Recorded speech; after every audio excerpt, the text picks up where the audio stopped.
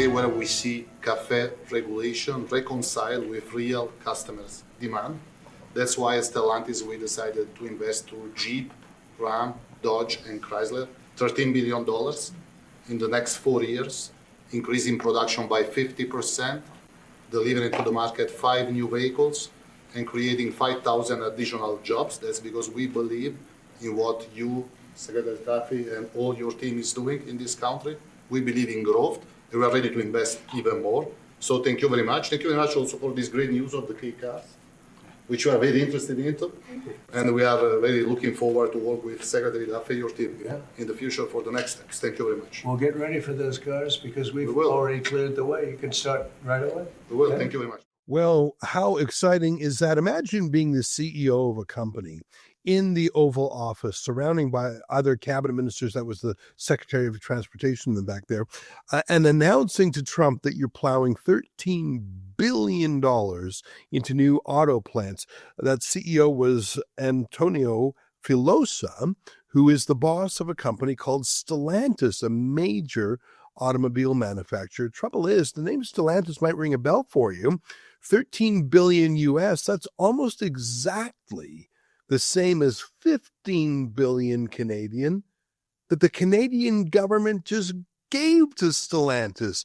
And they're shutting down shifts in Canada, but building new plants in America with that Canadian money, or at least money is fungible, as they say. You put it in your left pocket or your right pocket, it's still yours. Joining us now to talk about this recipient of corporate welfare, just take the money and run, is our friend Franco Terrazzano from the Canadian Taxpayers Federation. Franco, on the one hand, you got to love the chutzpah. You got to love the brazen, take the money and run. I think that Algoma did something very similar just a few days ago. They just took $500 million from the feds in the province and then announced layoffs. These guys are so brazen, but I guess if you're a shareholder, you're loving it. Free money, right? Well, the real issue is the politicians and the bureaucrats spending taxpayers' money, right? It's the prime minister, it's the ministers, it's the members of parliament, it's the provincial politicians. Those are the ones that are answerable to Canadian taxpayers, right? It's the politicians that are at fault here. You mentioned the Algoma steel incident. Well, let's not forget that back in 2021, the federal government also announced $420 million for Algoma Steel. And it's not just these two companies, right? I mean, look, the total corporate welfare from the federal government to EV battery plants and also the EV supply chain is like $30 billion. So we're talking about billions and billions of dollars that these politicians are taking from the pockets of Canadians and Canadian small businesses, and then turning around and handing buckets of cash to these multinational corporations, or just these corporations in general. Ezra, you know what I think we need here in Canada? What? A no more business boondoggles law. You know, it's so frustrating. And the craziest thing was when Melanie Joly said she signed the contract with Stellantis without reading it. I mean, I at least try to read even a car rental contract because I want to make sure I know what I'm paying. I mean, I think everyone who's in charge of their own money or working for a company would review a contract. The bigger the contract, the more they'd review it. Melanie Joly admitted she did not read the contract. $15 billion, probably the most important decision she's ever made. And I don't know if that's true. I sort of believe it. But I think even if she did read the contract, she'd want to plead ignorance because it lets Stellantis take the money and run. You're right. I don't blame Stellantis for being self-interested. I blame our politicians for giving them free money. But Ezra, you know what? Look, here's the real problem. No matter how good of a contract, it could have been the best contract in the world. Right. It's still taxpayers' money. It's still a waste of money. It's still corporate welfare. It should not happen, right? When these politicians are spending your money, not their own, you might as well send them to the casino, okay? They are thinking about the political incentives. Oh, smile for the camera. Get those big scissors out. Let's cut that big red ribbon, right? They do not have skin in the game because they're spending other people's money. They're not spending their own. I mean, look, all of this money, none of it is falling from the sky. The only way these governments are getting the money to hand out through corporate welfare is by taking money first from individual Canadians and from the small business right across the corner. Okay? This is awful economic policy. I mean, it's worse than awful economic policy. The government is taking money from Canadians and turning around and handing buckets of cash to businesses. Now, look, we do have to grow the economy. We do got to support capitalism per se, but you do that not through corporate welfare, not through taxpayer subsidies. You do that by cutting taxes and cutting regulation and government bureaucracy. Franco, it's very rare to find an executive in Canada who has not succumbed to this corporate welfare because it's free money, right? But I want to tell you my favorite thing that I've read in the last week. It's by Toby Lutke, who's really the leader of Canada's second largest company, which is not a bank, it's not an oil company, it's a tech company called Shopify. It's really Canada's only high-tech champion company. In fact, it's pretty much worth the same as the Royal Bank. And, let me just read a little bit of it.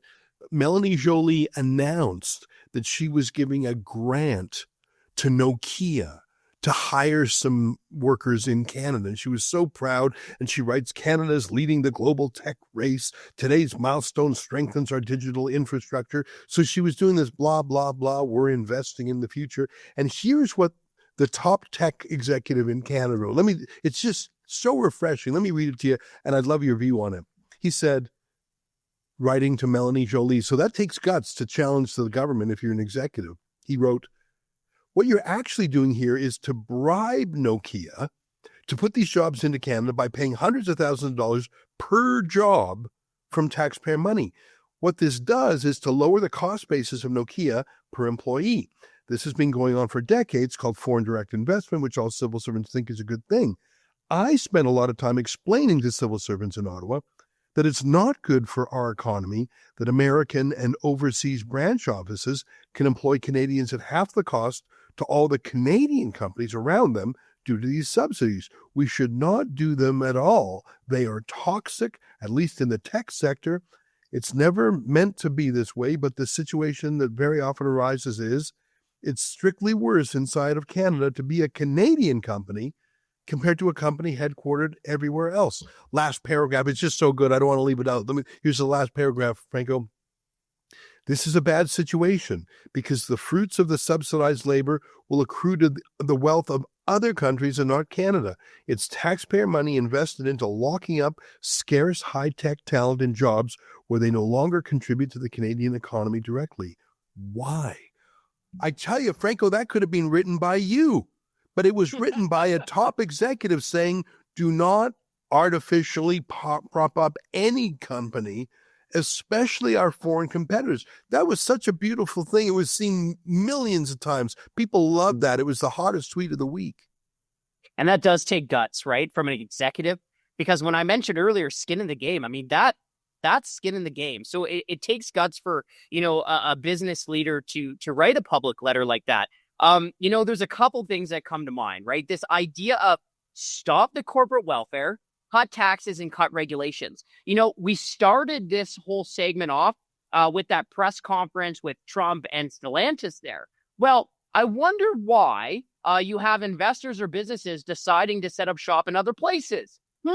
Is it maybe because our Canadian government taxes and regulates companies into oblivion up here, right? Like, let's talk about tax competitiveness, right? I know that sounds boring, but let's spice it up a little bit.